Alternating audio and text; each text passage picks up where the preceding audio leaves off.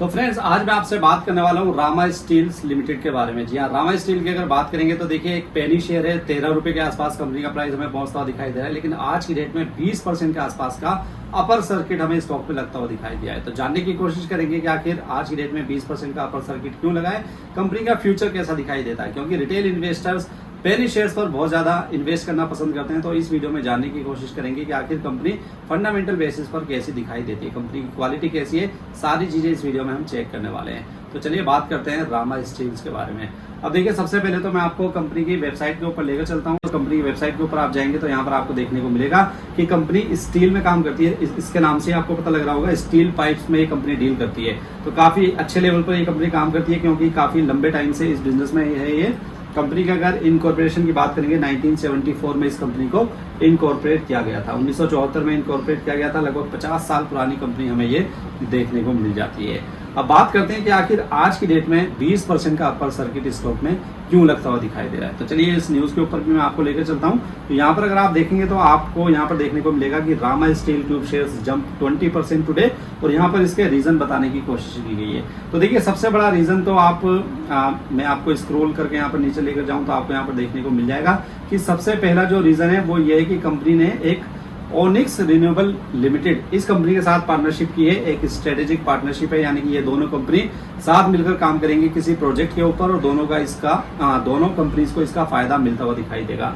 तो onyx renewable limited जो company है ये एक सोलर एनर्जी में कंपनी काम करती है, और अब इस कंपनी को भी यानी कि रामा स्टील को भी सोलर एनर्जी में एंट्री करने का मौका मिल जाएगा। तो एक तो दो बड़ी न्यूज आ रही है, पहली तो ये ओनिक्स रिन्यूएबल के साथ कंपनी पार्टनरशिप कर रही है, और दूसरा एक नए सेक्टर में कंपनी एंट्री कर रही है। अभी तक कंपनी स्टील सेक्टर में काम करती थी, लेकिन अब ग्रीन एनर्जी सेक्टर में भी कंपनी काम करती हुई दिखाई देगी। तो कहीं ना कहीं आने वाले फ्यूचर्स में, और इस कंपनी के जो सीईओ हैं उनका भी ये मानना है कि आने वाले फ्यूचर्स में कंपनी के प्रॉफिट और कंपनी का रेवेन्यू में इसमें बढ़त देखने को मिलेगी। कंपनी एक नए सेक्टर में काम करती हुई दिखाई दे रही है। तो ये बड़ी पॉजिटिव न्यूज आई, जिसके चलते आज हमने देखा कि स्टॉक में 20% का अपर सर्किट लगता हुआ दिखाई दिया है। अब बात करते हैं कि आखिर कंपनी क्वालिटी में कैसी दिखाई दे रही है, फंडामेंटल बेसिस पर कंपनी कैसी दिखाई दे जाती है। तो चलिए कंपनी के फंडामेंटल्स में आपके सामने लगा देता हूँ। तो आप यहाँ पर देख सकते हैं कंपनी के, देखिए अभी करंट प्राइस की मैं बात करूँ आपसे, तो करंट प्राइस तो कंपनी का आपको 13.9 लगभग 14 के आसपास देखने को मिलता है, और आज की डेट में 20% का अपर सर्किट स्टॉक में लगता हुआ दिखाई दिया है। मार्केट कैप की बात करें 2111 करोड़ रुपए की मार्केट कैप हमें कंपनी की आज की डेट में देखने को मिल जाती है। अब देखिए बुक वैल्यू की बात करेंगे 2.21 के आसपास हमें कंपनी का बुक वैल्यू दिखाई देता है। 52 वीक हाई की बात करें तो 16 रुपए से ऊपर कुछ महीनों पहले स्टॉक हमें आता हुआ दिखाई दिया था। 52 वीक लो की बात करेंगे तो 10 के आसपास 52 वीक लो भी हमें देखने को मिल जाता है। स्टॉक का पी रेशियो 74 के आसपास हमें देखने को मिल रहा है, यानी कि पी रेशियो के हिसाब से थोड़ा सा महंगा शेयर हमें देखने को मिलता है। आरओसी की बात करें 12% के आसपास है। आरओई की बात करेंगे तो ये 10% से ज्यादा हमें देखने को मिलता है। डेट इक्विटी रेशियो की बात करेंगे ये 0.43 के आसपास है, कंफर्टेबल है, बहुत ज्यादा कोई डेट कंपनी के ऊपर नहीं है। सेल्स ग्रोथ की बात करेंगे तो 3 साल में 30% से ज्यादा की सेल्स ग्रोथ देखने को मिली है। प्रॉफिट ग्रोथ की बात करेंगे तो 3 साल में 33% की प्रॉफिट ग्रोथ भी हमें देखने को मिल जाती है। अब देखिए अगर प्रॉफिट मार्जिन की बात करूंगा तो 2% के आसपास प्रॉफिट मार्जिन ये कंपनी मेंटेन करती है। जितनी भी ये कंपनी सेल करती है उसका 2% के आसपास का नेट प्रॉफिट कंपनी का हमें देखने को मिलता है। डीआईआईस की कोई भी होल्डिंग हमें इस कंपनी में देखने को नहीं मिलती है। एफआईआईस के पास बिल्कुल 0.05% आप बोल सकते हैं नॉमिनल सी होल्डिंग हमें एफआईआईस के पास इस कंपनी में देखने को मिलती है। कैश इक्विवेलेंट की बात करेंगे 17 करोड़ के आसपास का कैश या कैश इक्विवेलेंट कंपनी के पास पड़ा हुआ है। इन्वेस्टमेंट की बात करेंगे 6-6.5 करोड़ के आसपास की इन्वेस्टमेंट कंपनी ने कर रखी है।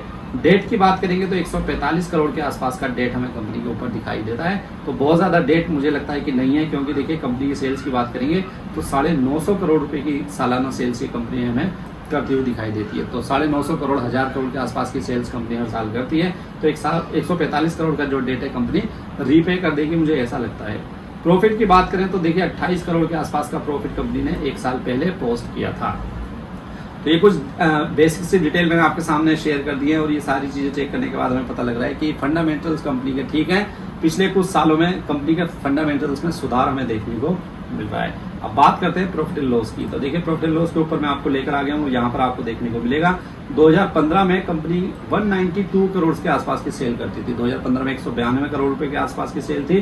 तो उसके बाद आप देखेंगे 2016, 2017, 2018, 2019 लगातार कंपनी की सेल हमें बढ़ती हुई दिखाई दी और 500 करोड़ रुपए तक पहुंच गई। 2019 में 500 करोड़ के आसपास की सेल हमें कंपनी की देखने को मिलती थी।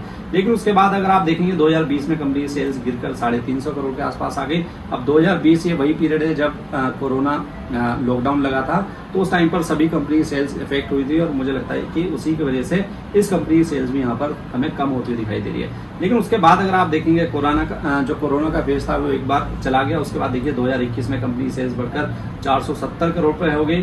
2022 में ये 768 करोड़ रुपए पर पहुंच गई। 2023 में 1300 करोड़ के पार पहुंच गई और 2024 में 1046 करोड़ रुपए के आसपास कंपनी की सेल हमें आती हुई दिखाई दी है। तो 2023 और 2024 में आप देखिए 1300 करोड़ 1000 करोड़ के आसपास की सेल देखने को मिल जाती है। लेकिन थोड़ा सा नेगेटिव ये है कि पिछले 12 महीने की अगर बात करेंगे तो 950 करोड़ रुपए के आसपास की सेल्स पिछले 12 महीने में कंपनी ने की है। नेट प्रॉफिट की बात करेंगे तो देखिए 2015, 16, 17 यहाँ तक कंपनी से जो नेट प्रॉफिट थे वो 6 करोड़ 9 करोड़ के आसपास थे। उसके बाद आप देखिए 2021, 22 और 23 में जब कंपनी सेल्स बढ़ी उसके बाद कंपनी के प्रॉफिट भी बढ़े और आप यहाँ पर देखिए 12 करोड़ से लेकर 27 और 2024 में तो 30 करोड़ के आसपास की प्रॉफिट कंपनी ने पोस्ट किए हैं। पिछले 12 महीने की बात करेंगे तो सेल्स जरूर कंपनी की कम हुई है, लेकिन प्रॉफिट 29 करोड़ फिर भी कंपनी मेंटेन करती है। तो ये कुछ डिटेल्स हमने चेक कर ली है फ्रेंड्स, और इन डिटेल्स को चेक करने के बाद अपने को पता लग रहा है कि कंपनी फंडामेंटल बेसिस पर बहुत ज्यादा बुरी नहीं है। तो आप इस कंपनी के ऊपर नजर रख सकते हैं। और अब रिन्यूएबल सेक्टर में, ग्रीन एनर्जी सेक्टर में भी कंपनी एंट्री करती हुई दिखाई दे रही थी, जिसका फायदा आने वाले कुछ क्वार्टर्स में कंपनी पर देखने को मिल सकता है। तो मैं आपसे बोलूंगा कि देखिए खरीदारी की बहुत ज्यादा जल्दबाजी मत कीजिए। अभी इस कंपनी को आप वॉच लिस्ट में रख सकते हैं और जैसे जैसे क्वार्टरली बेसिस पर कंपनी के नंबर्स इंप्रूव होते दिखाई देंगे उसके बाद आप इसमें एक डिसीजन बना सकते हैं। लेकिन मुझे लगता है कि आने वाले फ्यूचर में अगर रिन्यूएबल सेक्टर में कंपनी काम करेगी तो कंपनी की सेल्स और प्रॉफिट यहाँ पर इंप्रूव होते हुए दिखाई दे। तो उम्मीद करता हूँ फ्रेंड्स आपको ये वीडियो काफी अच्छी लगी होगी। काफी इन्फॉर्मेटिव वीडियो मैंने आपके साथ शेयर की है। वीडियो अगर अच्छी लगी तो इसको लाइक करना मत भूलिएगा। चैनल पर नए आए तो इसको सब्सक्राइब जरूर कीजिएगा। तो चलिए मिलते हैं नेक्स्ट वीडियो में, जब तक के लिए गुड बाय।